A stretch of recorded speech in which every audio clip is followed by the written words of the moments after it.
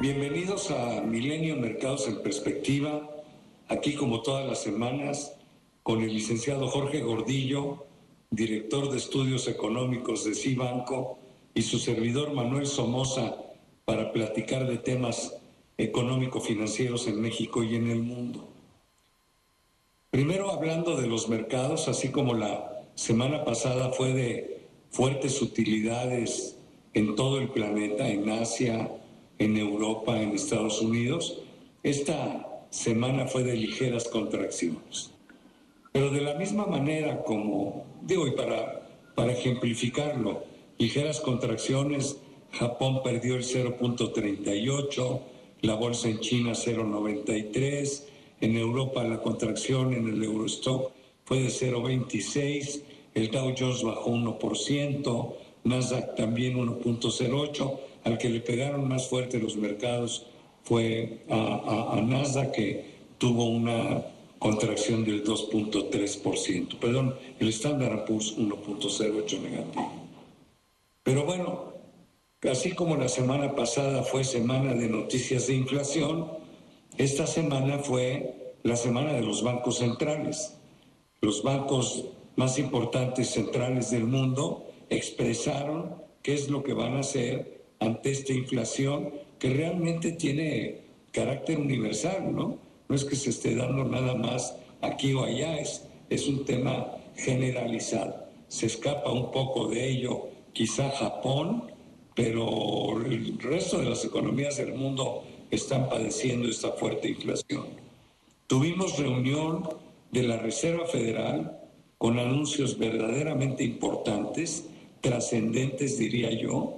También se expresó el Banco de Inglaterra, el Banco Central Europeo, el Banco de Japón y el jueves habló Banco de México, donde había una polémica de si iba a subir X o Y. Finalmente lo vamos a comentar. Pero a mí sí me gustaría, con este poco tiempo que tenemos, primero ver qué es lo que dijo la Reserva Federal. ¿Por qué no nos ayudas a entender lo que dijo la Reserva, Jorge? Gracias, Manuel. Saludos a todos. Efectivamente, teníamos ya varios días esperando esta noticia. Los niveles de inflación están en niveles que no habíamos visto en décadas. En Estados Unidos pegándose al 7%. Y entonces esperábamos que acelerara, porque eso fue lo que dijo su presidente, que acelerara su disminución en su programa de compra de bonos o de inyección de liquidez. Ya nos había anunciado que iba a disminuir la de 15 mil millones de dólares y 15 mil millones de dólares cada mes, de tal forma que su programa terminara en junio del año que entra. Y lo que dijeron en la reunión fue que lo iban a acelerar a 30 mil, o sea, al doble. O sea, van a disminuir más, con una cantidad más fuerte, y esto va a provocar que el programa termine tan pronto como marzo. Eso ya lo esperábamos. Lo que no esperábamos era que después se les pregunta a cada uno de los integrantes del comité de gobierno de Estados Unidos, ¿cuál es tu percepción de tasa de interés?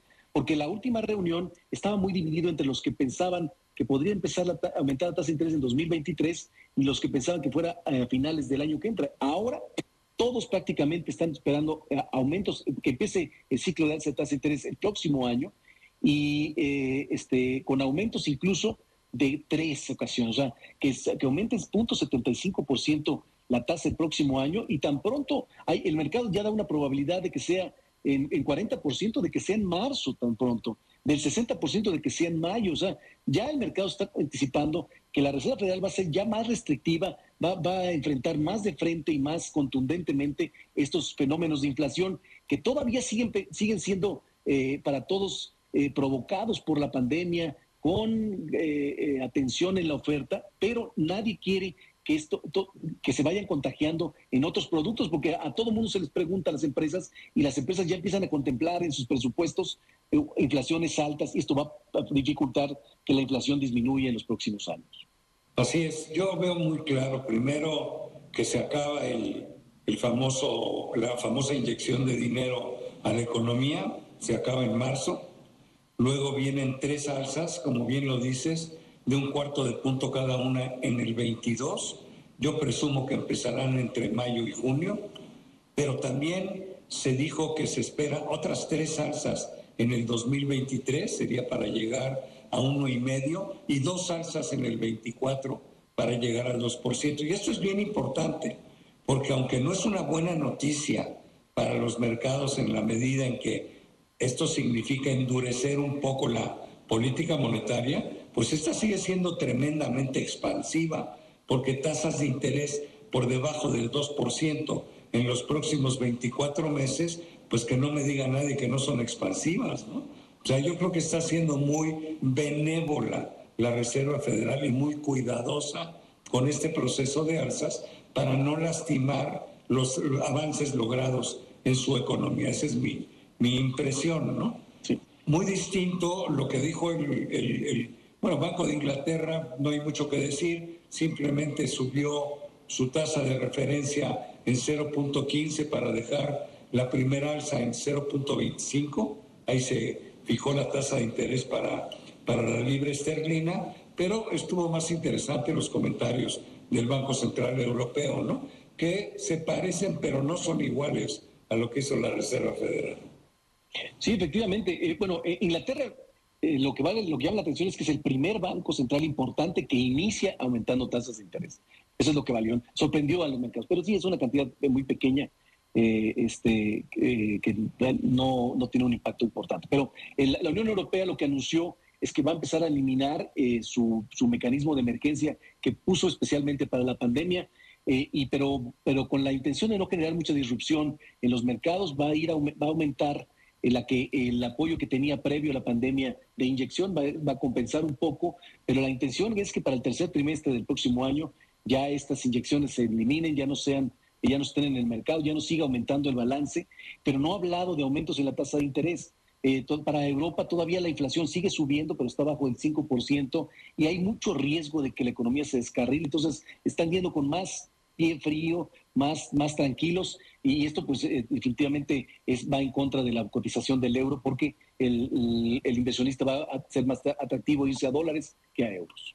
Sí, me costó trabajo entender por qué disminuyen el estímulo extraordinario de la pandemia y luego incrementan el anterior, como que ahí se neutraliza el efecto, pero al final sí dices, en términos netos, en el tercer trimestre sí van a disminuir las inyecciones de liquidez al mercado europeo, ¿correcto? Correcto, se van a ir a cero incluso. Luego también se expresó el Banco de Japón.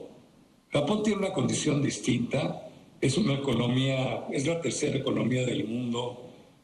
La inflación no los ha afectado en forma tan seria. Sí han tenido problemas con los cuellos de botella en las líneas de producción. Es un país eminentemente exportador, ¿no? Pero bueno, el Banco Central también dijo que iba a ir en el mismo sentido que los anteriores, ¿no? Sí, efectivamente, va a empezar a reducir sus programas emergentes de inyección de liquidez. O sea, todos los bancos principales del mundo van a ya no inyectar liquidez más, no meterle más presión o posible presión a la inflación. Van a dejar de inyectar adicional. Todavía no van a sacar liquidez. Ese será el siguiente paso, pero por lo pronto todos van en línea en inyectar. Ya todo el mundo está diciendo que la recuperación tiene cierto nivel de tranquilidad, y eso es lo que más o menos dejó a todos tranquilos, porque sobre todo en la Reserva Federal, el presidente dijo, nos da confianza la recuperación, el nivel que ha llegado el empleo, el nivel que trae la economía norteamericana.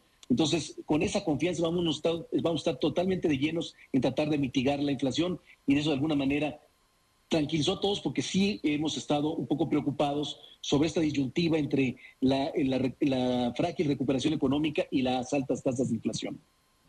Y luego vino la decisión de Banco de México. Antes de eso, el mercado estaba dividido. Había inversionistas o intermediarios que pensaban que Banxico subiría nada más 25 puntos base. Otros, como tú, por ejemplo, pensaban que podía subir medio punto. Creo que al final, la respuesta fue medio punto, y creo que estuvo bien justificada, porque es la respuesta del Banco de México ante una inflación que estuvo muy por encima de lo pronosticado, que fue la de noviembre, y que llevó la inflación de los últimos 12 meses al 7.37, con lo cual vamos a estar terminando el año en inflación punta a punta, pues yo no sé, 7.6, 7.7%, ¿no? Fácilmente, cuando le sumemos la la del mes de diciembre. Pero bueno, más allá de esto, yo creo que Banco de México la tiene bien difícil, porque la tasa va a seguir siendo, va a estar presionado, porque la inflación no va a converger al 3%, sino muy a finales del año entrante. Y por otro lado, va a tener a una Reserva Federal incrementando tasas de interés en Estados Unidos, con lo cual Banco de México no puede quedarse con los brazos cruzados. Entonces va a tener que mantener un fino equilibrio entre subir la tasa y no lesionar a la economía, porque después del alza de medio punto ahora en diciembre, en la reunión de febrero, porque no hay en enero, seguramente el mercado le va a exigir otro medio punto, ¿no? Y entonces la tasa ya pasaría del 5,5% al 6%. Ojo, bueno, ahí sí ya te empiezas a preocupar porque la tasa tiene un crecimiento brutal. Hay que recordar que con Banco de México hemos tenido, con la de ayer, 5 alzas, con la del viernes, 5 alzas que nos hacen que se haya ido la tasa del 4 hasta el 5,5%. 4 alzas de 0.25 y la última de 0.5. Entonces, yo creo que Banco de México tiene una enorme tarea que hacer hacia adelante y no la tiene nada fácil. Le deseo a la señora Victoria Rodríguez mucha suerte, ojalá y el equipo jale muy bien, porque sí, van a tener decisiones muy difíciles. Y aprovecho para decir que a mí me pareció la gestión que termina de Alejandro Díaz de León espléndida. Los 4 años que estuvo como director del Banco de México, como presidente de la Junta de Gobierno, me parece que merecen un amplísimo reconocimiento y felicitación. Sí, yo coincido contigo. Lo que sucede es que Banco de México está contra la pared. No tiene muchos instrumentos para contener la inflación y lo que necesitaba era dar un golpe fuerte porque está en emergencia ahorita. Nosotros pensamos que está el pico de inflación ahorita y la gente en general no lo ve así. O sea, la preocupación que nos dicen todos los días es hasta dónde se va a ir la inflación, seguirá subiendo. Y entonces lo que quiere un poco dar, debo entender, de emergencia es vamos a estar atacando lo más contundente posible de la inflación, sobre todo las expectativas de inflación del próximo año, que se queden ancladas, que digas, ok, hoy fue de 7, casi llegando al 7,60, pero el año que entra estará entre el 5 y el 4, entonces una inflación menor. Y esa era la contundencia que necesitaba el Banco de México lograr, que a lo mejor lo tenga que hacer también en febrero, pero es emergente. Yo no creo que esto signifique que vaya a ser constantemente, vamos a tener que estar aumentando a este nivel, quizá ya más adelante irse acomodando, como dices, a lo que haga la FED. Sí, por supuesto. Donde sí ayudó la decisión de Banxico fue en el tipo de cambio, que se bajó a cotizar a niveles de 20.70, cuando lo habíamos visto ya 2 o 3 semanas arriba de los 21 pesos por dólar. Pero bueno, se nos acabó el tiempo, mi querido Jorge. Muchísimas gracias, pero sobre todo gracias a todos ustedes que están aquí con nosotros semana a semana en Milenio Mercados en Perspectiva. Muchísimas gracias. Que estén muy bien, buena semana.